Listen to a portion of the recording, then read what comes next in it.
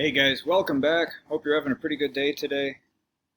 We're going to take a look at 5.3 orbit and rotation of Mars. And the first thing you'll notice on the picture above here, Mars is a superior planet when viewed from Earth, which means that it's orbiting further from the Sun than the Earth does. That means its path through the sky is going to look a little bit different. We'll take a look at what that looks like when you're standing on the Earth in just a couple of minutes. The other thing you'll notice is that Mars has a pretty elliptical orbit. Now it's being a little bit exaggerated by this picture right here. So Earth is pretty near a circle going around the Sun, whereas Mars very much isn't. You can see Mars is quite a bit closer to the Sun here than it is when it's way out here, right?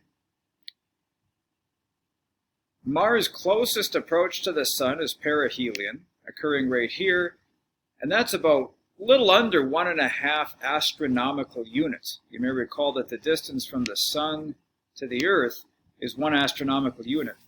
Mars, at its closest approach right here, is about 1.4 astronomical units. When Mars gets way out here, it's closer to 1.7 astronomical units. Mars has the second most egg-shaped or elliptical orbit of all the planets in this solar system, second only to Mercury. Another thing you'll notice is that Mars' year is not quite twice as long as Earth's year, but it's quite a bit longer. Now there are two things here. There's a day on Earth, and 1 Martian year, 687 Earth days, but then there's this thing called a sol. That's a day on Mars, and there are only 669 sols, as opposed to 687 Earth days. What that means is that a Martian sol, or a Martian day, is just a little bit longer than an Earth day. It turns out that on Earth a day is about 24 hours, and on Mars a day is about 24 hours and 40 minutes. That's not much, but it does mean that if you are working at the Jet Propulsion Laboratory and you're on Mars time, you've got to have a Mars clock. And every day, your schedule slowly drifts away from Earth's schedule. And there's interesting stories from people who do that about how they interact with their friends and their families who are on Earth time while they're getting used to Martian time. And you slowly drift into the Earth schedule, and then a couple weeks later, instead of having a day shift, you've got a night shift because Mars' day is slightly longer. And then you go back into a day shift, and so on and so forth.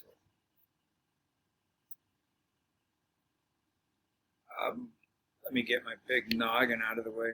Mars is a superior planet, which means that the proper order, is the Sun at the center, and then Earth, and then Mars.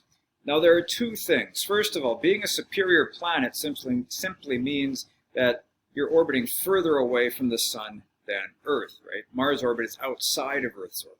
But there's another word right here, opposition. Opposition means the Sun, the Earth, and Mars are all in a line. You may recall the word for that is syzygy. Okay. So the Sun, Earth, and Mars are all in a line. That's called opposition. Opposition only happens for superior planets. Opposition can't happen for an inferior planet. If you're an amateur astronomer, opposition's just wonderful for two reasons. One is it means the planet is going to look larger. And that's what this picture on the right is showing. Every 2 years, technically it's 26 months, but good enough for government work, every 2 years Mars has an opposition. And you can see that in March of 2020, so about the time we were getting ready to go on our first online learning for COVID, Mars was pretty small in the sky. Over the summer it got larger and larger and larger. When you came back to school, you can see it was much bigger. And then its maximum size was on the 26th of September. A couple of months ago, if you're watching this in 2020. Now that we're into pretty near December of 2020, Mars is getting smaller and smaller again in the night sky. In 2022, near the end of the year, Mars should be quite large again. So, amateur astronomers get excited about oppositions because that's when planets look the largest.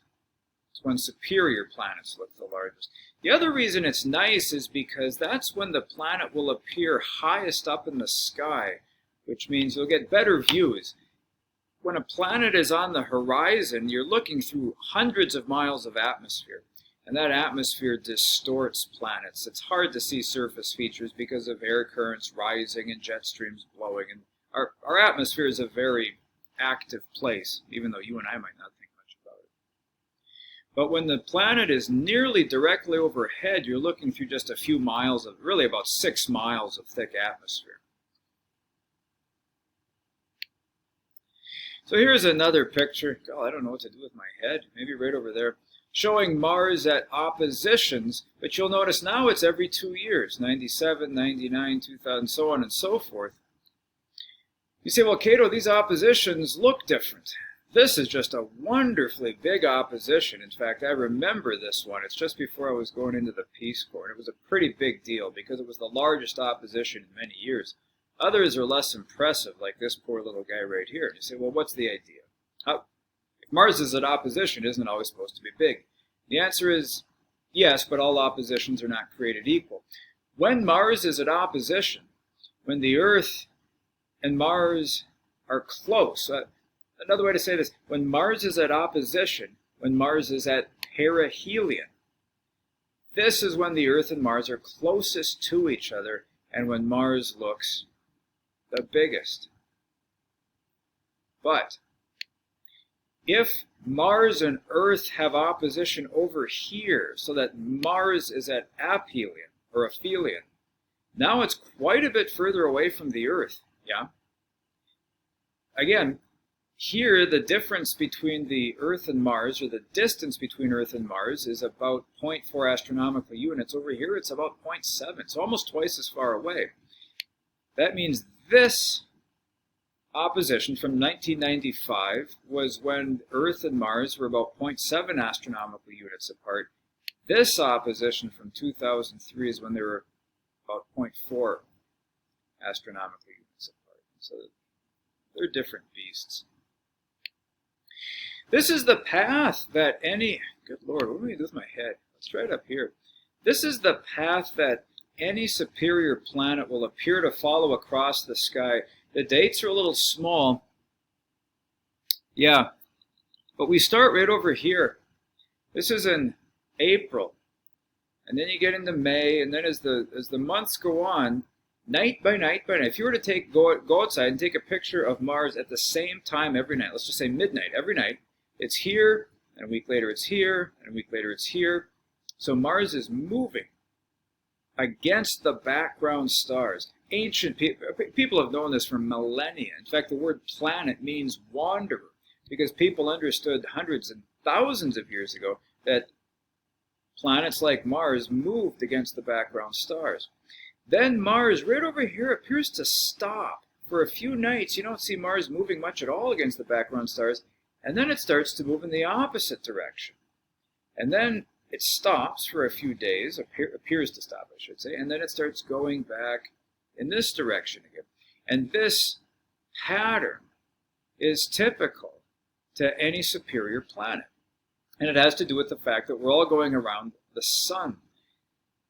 If you get into the history of science, it was interesting the things that people came up with to try to make this observation fit with planets going around the Earth. And they actually did a pretty good job. They had circles going around on bigger circles, and it all falls into place beautifully if you have all the planets going around the sun.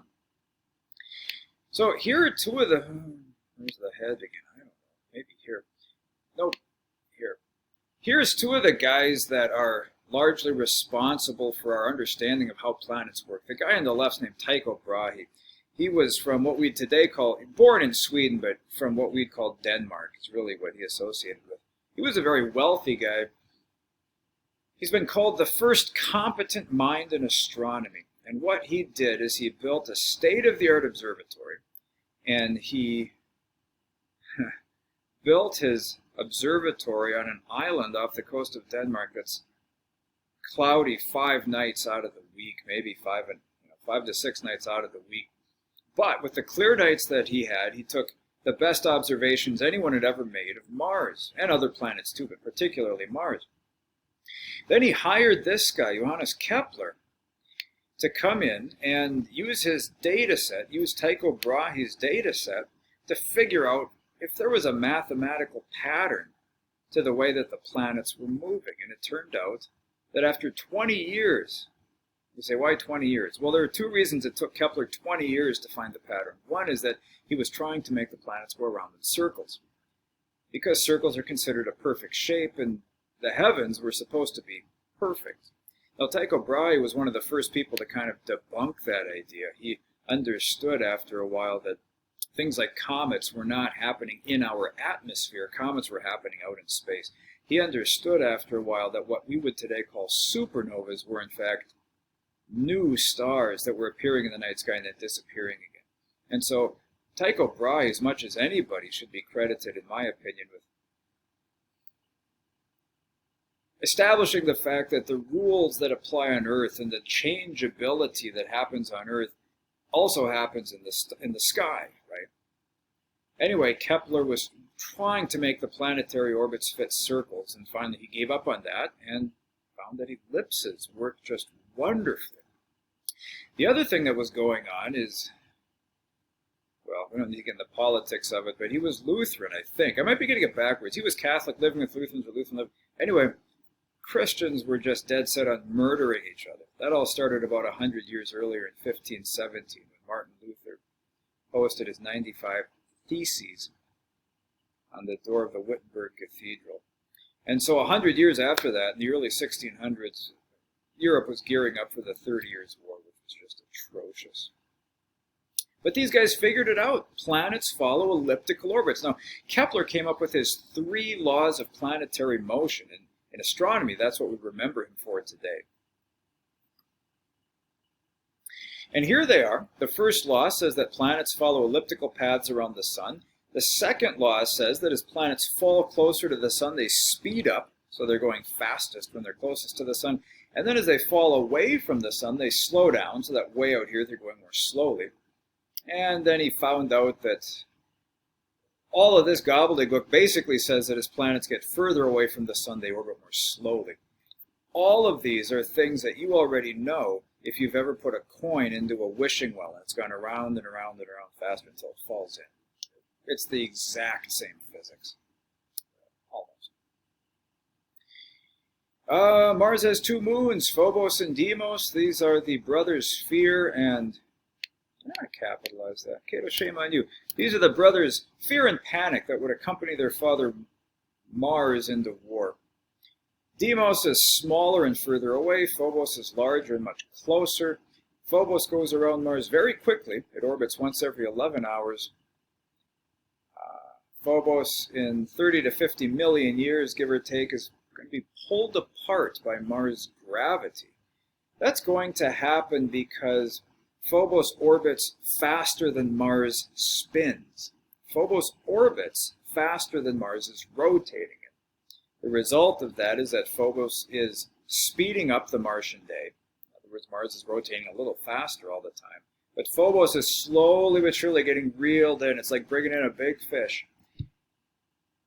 And Mars is going to win that one. Eventually, Phobos is going to be pulled apart by Martian gravity. And Mars, for a while, will have rings. And then finally, here's a pretty neat picture. This was taken by a rover that's currently on Mars. I forget exactly which one, so I'm not going to say what I think it is. But you'll see Phobos eclipsing Deimos. In other words, passing in front of Deimos in real time. If you were standing on the surface of Mars, probably with a pair of binoculars, this is what it would look like. That's a pretty unique thing to see. Anyway, that's pretty cool, in my opinion. So this is the section on the orbit and rotation of Mars. If you have any questions, write to me, consult the notes, go online. I've got a couple of links, for example, on these guys. You can follow the links and read about their lives. Really interesting people living in a pretty remarkable time. Have a great day, guys.